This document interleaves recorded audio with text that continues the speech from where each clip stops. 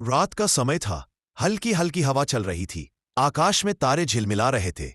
छोटा सा बच्चा आरव अपनी माँ के पास आकर बोला, माँ, क्या भगवान होते हैं? अगर होते हैं तो कैसे दिखते हैं?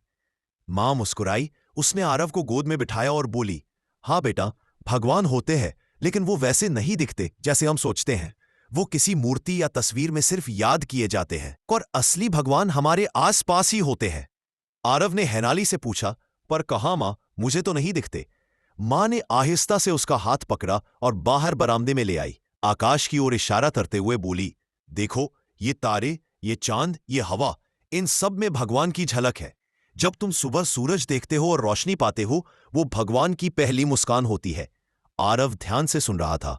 माँ आगे बोली, जब बारिश आती है और धरती को ठंडक मिलती है, वो भगवान का प्यार है। जब तुम्हें भूख लगती है और मैं खाना देती हूं, उस प्यार के पीछे भगवान की दया होती है।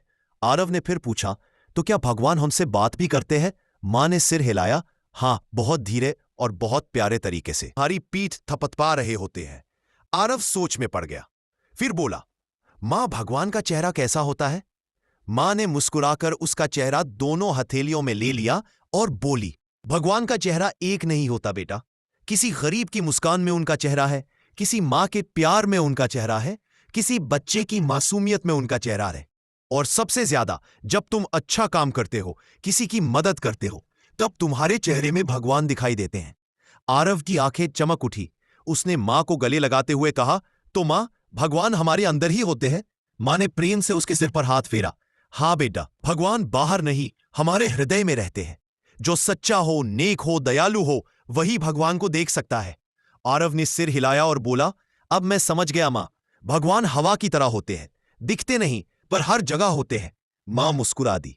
हवा उनके चेहरों पर पड़ी, मानो भगवान खुद उन्हें छूकर कह रहे हो, हाँ, मैं यही हूं।